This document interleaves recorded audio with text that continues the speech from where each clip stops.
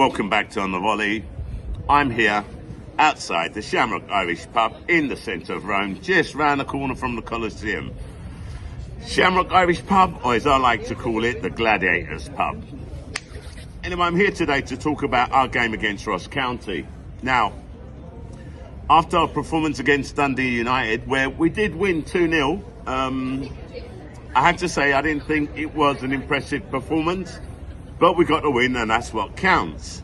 My problem there is that we didn't have the fluidity, the hunger, the fast flowing attacking football, and I don't think we created as many chances as we normally do.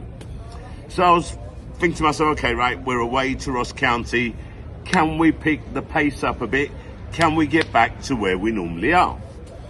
Now, you all know, my bet is for Celtic to score 2 goals or more in the first half. And I put that on every week. It hasn't been happening recently.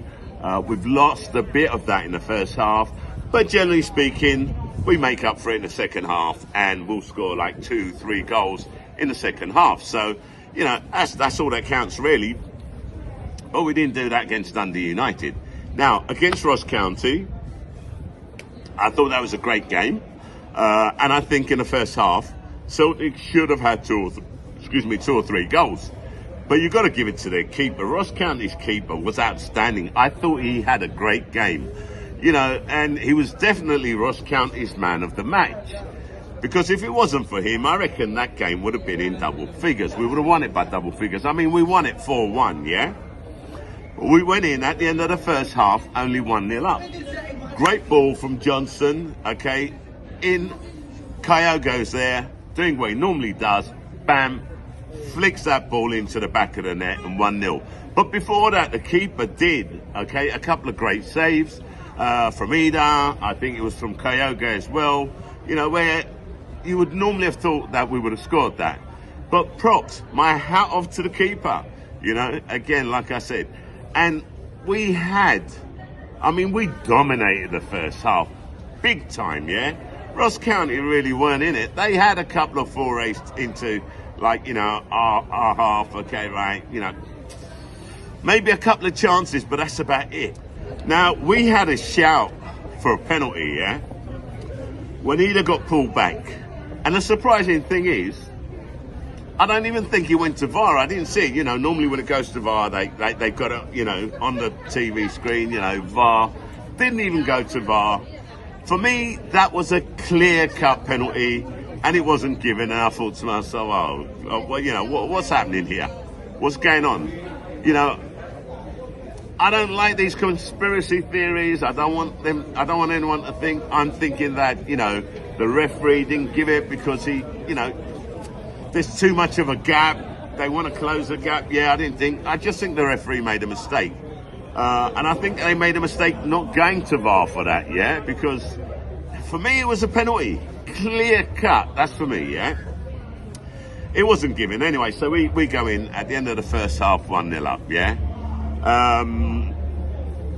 What can I say? They scored from what? From a penalty. Do you know what I'm saying? They scored from a penalty. That's where they got their goal from. So I'm thinking to myself, we weren't given a clear-cut penalty. They were.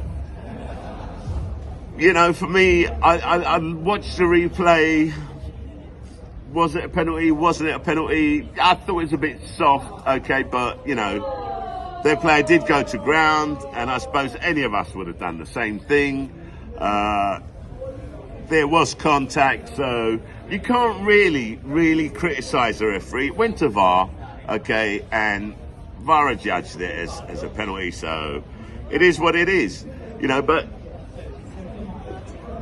it was a consolation goal for them, I mean, the second goal that we scored, okay, great ball in from Engels, and that man Kyogo was there, right? Bam, with his head, just knocks it into the back of the net. Our third goal, oh my word, a clear-cut penalty for us, a clear-cut penalty. And it went to VAR again, okay, and obviously there was no way that wasn't going to be given. It was given. Engels steps up to it, yeah, takes a penalty, and their keeper again, props to him, he saved it. Unfortunately for him though, yeah, he was 2 steps off his line, even before, okay, the penalty was taken, you know, before Engels actually, you know, took the shot. So, rightly so, it got called back, and Engels had to retake his penalty. And again, okay, props to the keeper, because Engels went the other way. The keeper judged the right way, okay, and he just missed it by a bit. Then our 4th goal, great play, okay, ball goes in, and you've got to be honest, okay, ball goes in, and our player gets taken down. I can't remember who it was, and I'm thinking to myself, fuck, that is definitely a penalty. That's another penalty. But the referee, props to him, let play go on. Ball comes to Luke Cowan, you know, it's loose. Luke's on it, bam, in the back of the net. 4-1, game over. So, you know, again, them lot down the road, they're playing today. I saw the score, 3-0 up, okay. So, they've won that game. But there's still a 15-point gap between us and them, yeah? Now, look, the only thing I've got to say here is that, you know, that was expected from us. And, you know, we played a lot better than we did against Dundee United. So, you know, I'm pleased about that. But that keeper, the Ross County keeper, okay, seriously, I thought he was outstanding. I thought he was excellent. Apart from the double save that he made from Ida, okay, who the ball comes, flicks it in, keeper parries it out, Kyoga comes back, saves that as well. There was another shot in the second half, I believe it was, by Bayer, who had a great game, by the way. Takes a shot, wicked deflection. The ball's looping in. I mean, that was going into the back of the net.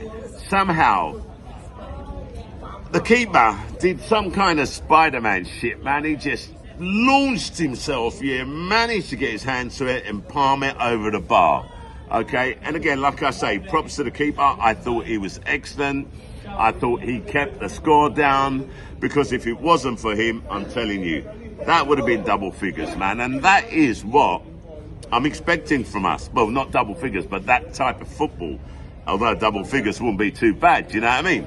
Look, the whole point is we need to go in on, I think it's the 22nd of January, Wednesday, where we play Young Boys, okay? And that is the game which I'm looking forward to, Champions League. I fully expect us to beat Young Boys. You know, I've spoken to a few people. They reckon that Young Boys have the ability to turn us over. I disagree with that. I think Young Boys is a great team, okay? It's a Swiss team from Switzerland. They're not a bad team, but I just don't think they're up to our level. Anyway, look, I just want to give a shout out before I go, yeah? To Danny Burns, okay, Paddy Lavery's boy. Danny Burns was 60 last weekend. So a late happy birthday to you, Danny. Okay, I'm 60 as well. I was 60 on the 25th of December, although I don't go around and publicise that, do you know what I mean? Or act like it, to be totally honest. So I hope you had a great day. Live your life, boy, and come on the hoops, you know what I mean? Anyway, that's it from me, Shah. I'm out.